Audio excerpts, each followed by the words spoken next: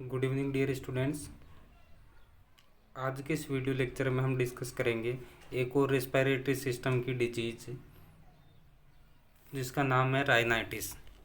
वैसे तो नाम से ये बड़ी सिंपल सी डिजीज़ लगती है, कॉमन सी डिजीज़ है, लेकिन इसके पॉजिटिव एजेंट देखे जाए, इसके टाइप्स देखे जाए तो काफ़ी बड़ी डिजीज़ है और इम्पोर्टेंट भी है। तो इसलिए आज के इस वीडियो में हम बात करेंगे राइनाइटिस के बारे में। तो स्टार्ट करते हैं। सबसे पहले राइनाइटिस होता क्या है। तो राइनाइटिस की डेफिनेशन की बात की जाए तो rhinitis refers to inflammation and irritations of mucous membrane of nose. Means जो हमारे नोज की अंदर की म्यूकोजल मेम्ब्रेन होती है, उस म्यूकस मेम्ब्रेन के अंदर इन्फ्लामेशन डेवलप हो जाना एंड इरिटेशंस होना क्या कहलाता है, राइनाइटिस। तो सिंपल सी डेफिनेशन है ये। जिस तरह से आप इस इमेज के अंदर देख रहे हो, ये हमारी नेजल कैविटी होती है और नेजल कैविटी की जो अंदर की लाइनिंग होती है वो म्यूकस मेम्ब्रेन की बनी हुई रहती है। सारे ऑलमोस्ट जितने भी ऑर्गन होते हैं उनकी जो सबसे अंदर की लेयर होती है वो म्यूकोजल मेम्ब्रेन की बनी हुई रहती है। तो इस नेजल कैविटी की ये जो म्यूकोजल मेम्ब्रेन है, इसके अंदर इन्फ्लामेशन हो जाना, इरिटेशंस होना क्या कहलाता है, राइनाइटिस। देन टाइप्स की बात की जाए तो according to its etiology there are mainly 4 types of rhinitis. Means इसके जो इटियोलॉजिकल कारण होते हैं, जो कोज होते हैं, उनके आधार पर राइनाइटिस को 4 कैटेगरी के अंदर क्लासीफाई किया गया है। सबसे फर्स्ट वन एक्यूट राइनाइटिस, या जिसको हम वायरल राइनाइटिस के नाम से जानते हैं। Then second one allergic rhinitis, third one non allergic rhinitis and fourth one atrophic rhinitis.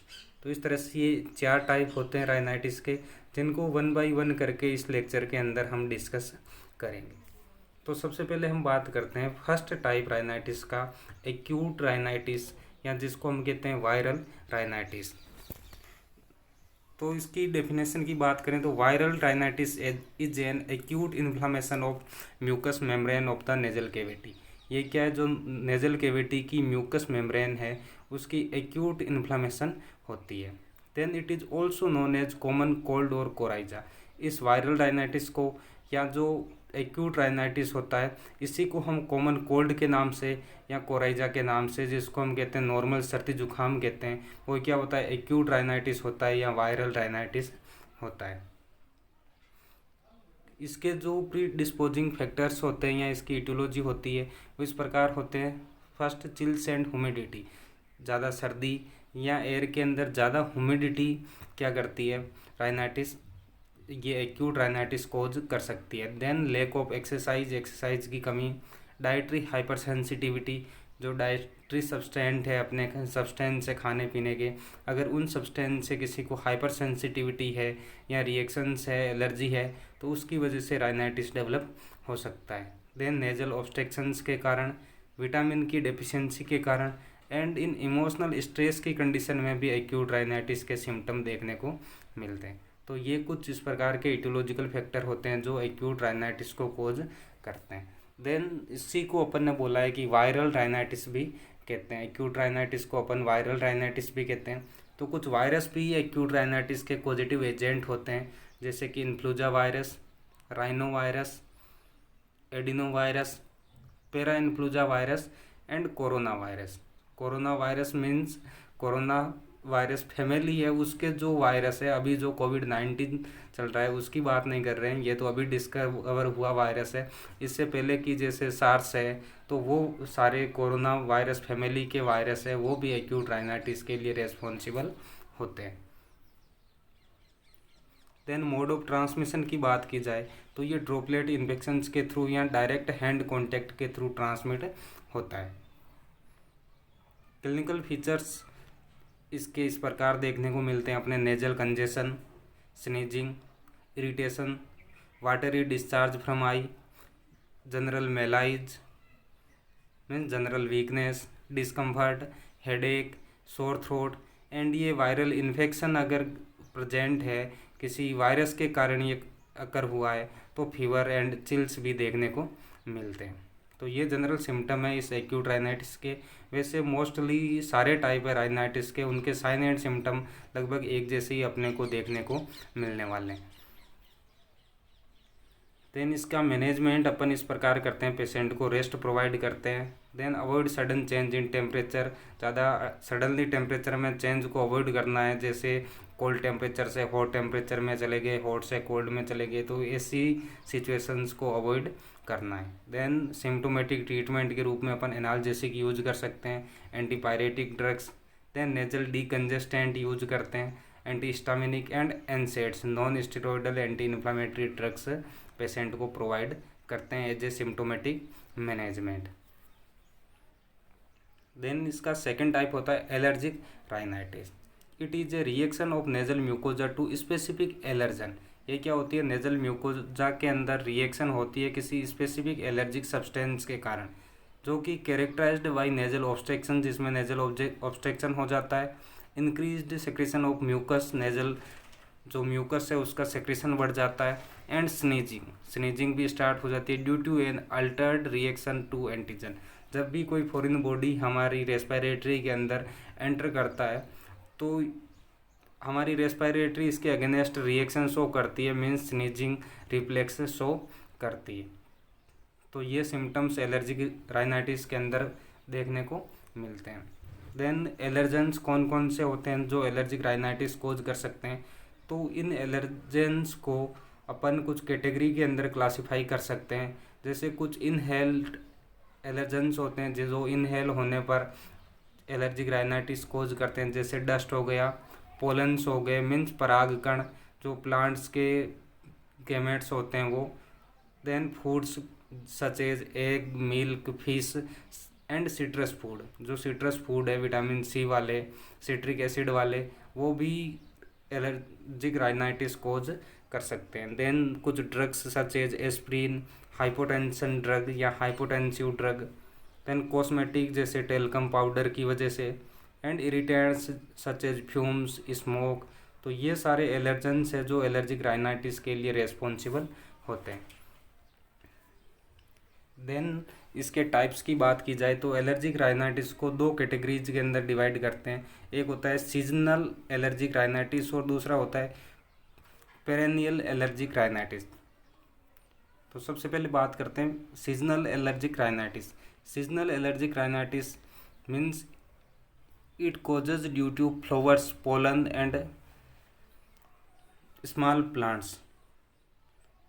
ये क्या होता है, जो फ्लावर्स होते हैं, जो पोलन्स होते हैं या जो छोटे प्लांट्स होते हैं उनके कारण ये कोज होता है। मीन्स फ्लावर्स या जो उनके पोलन्स होते हैं, परागकण होते हैं, वो एयर के अंदर ट्रेवल करते रहते हैं और इनकी वजह से एलर्जी डेवलप होती है, राइनाइटिस हो जाता है। इट इज़ यूजुअली ओकर इन स्प्रिंग सीजन, जो कि बसंत ऋतु होती है अपने, मोस्टली उस ऋतु के अंदर ये देखने को मिलता है।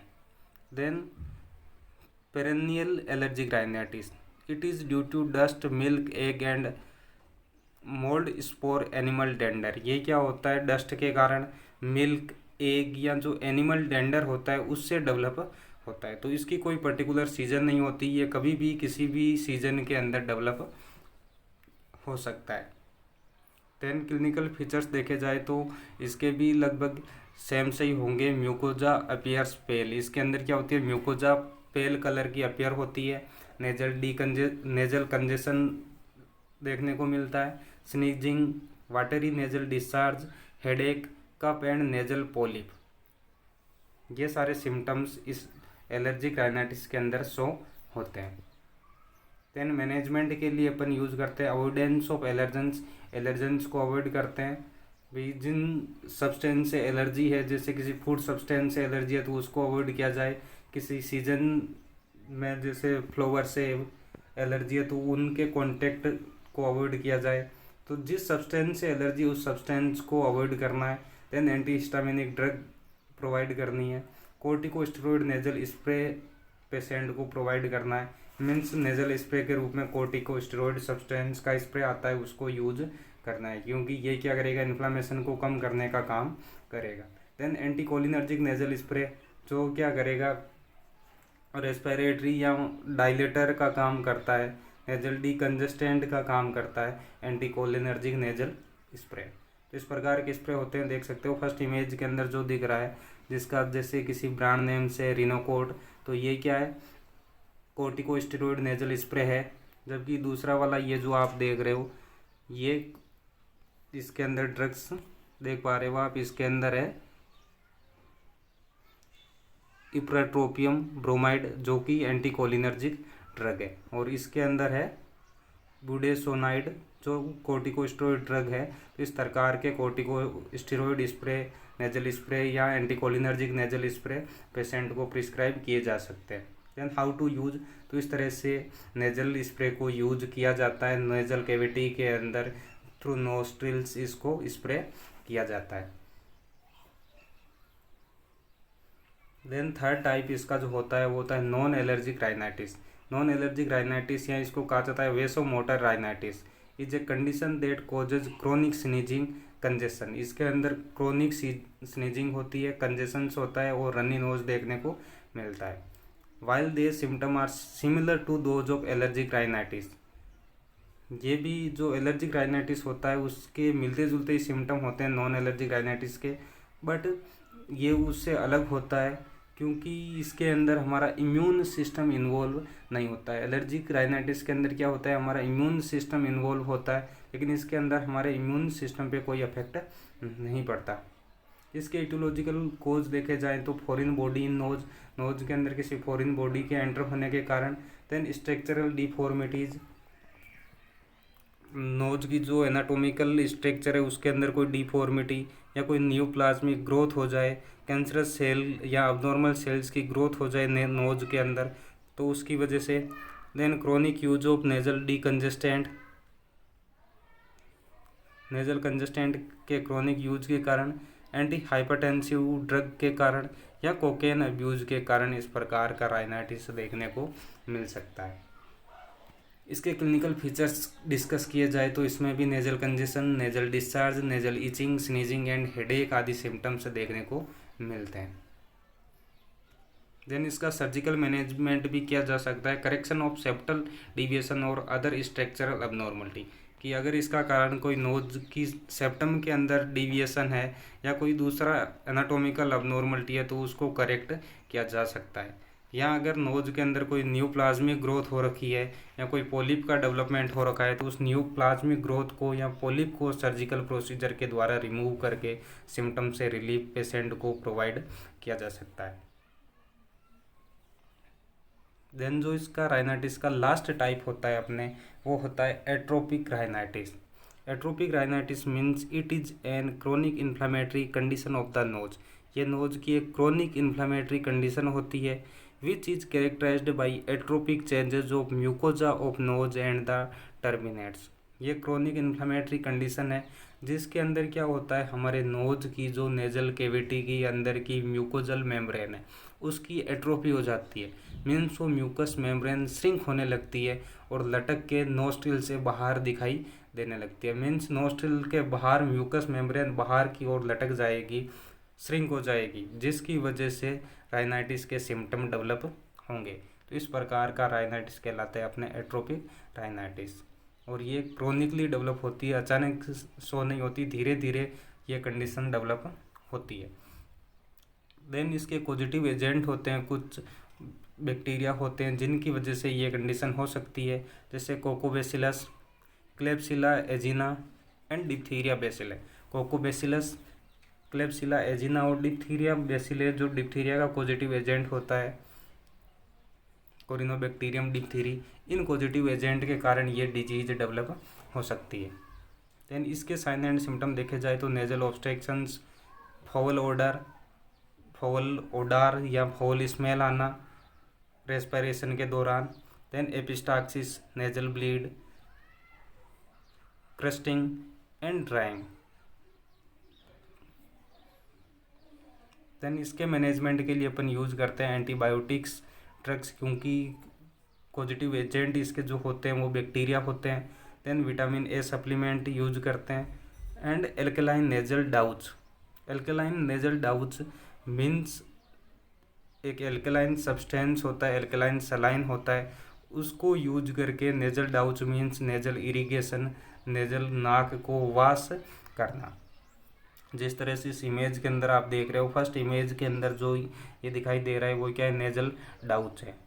एल्केलाइन नेजल डाउच है। मीन्स ये एक इंस्ट्रूमेंट बना हुआ रहता है और एल्केलाइन सब्सटेंस होता है जिसको बोलते हैं एल्केलाइन नेजल डाउच, और इसके थ्रू नेजल इरिगेशन किया जाता है, वॉश किया जाता है नोज को। जैसा आप सेकंड इमेज में देख रहे हो, इस प्रोसीजर जैसा ये प्रोसीजर है उस तरह नोज को फ्रिक्वेंटली बार बार वॉश किया जाता है ताकि उसके अंदर जो माइक्रो ऑर्गेनिज्म की ग्रोथ हो रही है उसको कम किया जा सके और पेशेंट को सिम्टम से रिलीव प्रोवाइड किया जा सके।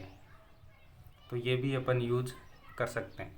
इसके अलावा एक सर्जिकल प्रोसीजर भी यूज किया जाता है इसके लिए, जिसको अपन कहते हैं यंग्स ऑपरेशन। एक साइंटिस्ट थे, डॉक्टर थे जिनका नाम था यंग, और उन्होंने इस सर्जरी का इन्वेंशन किया था, इसलिए इसको यंग्स सर्जरी कहते हैं। इस सर्जरी में क्या किया जाता है? It involves closing the nostrils bye rising mucosal flap and suturing them. Means जो नाक के अंदर जो अंदर के म्यूकस मेम्ब्रेन जो श्रिंक हो रखी है, बाहर की ओर लटक रही है, उसको बाहर की ओर थोड़ा निकाल के सूचरिंग करके नोज को बंद कर दिया जाता है। जैसे इस इमेज के अंदर देख रहे हो आप, इसमें क्या कर रहे हैं, फर्स्ट इमेज के अंदर आपको दिख रहा है कि जो म्यूकोजल मेम्ब्रेन है वो थोड़ी फ्लैप हो रखी है, श्रिंक हो रखी है, लटक रही है, तो उसको सेकंड के अंदर देख रहे हो बाहर निकालेंगे और दोनों म्यूकोजल मेम्ब्रेन को मिला के नोज का सूचरिंग कर दी जाती है। तो इस तरह से ये आज का अपना टॉपिक था राइनाइटिस के टाइप्स, उनकी etiology, clinical features and management. Thank you.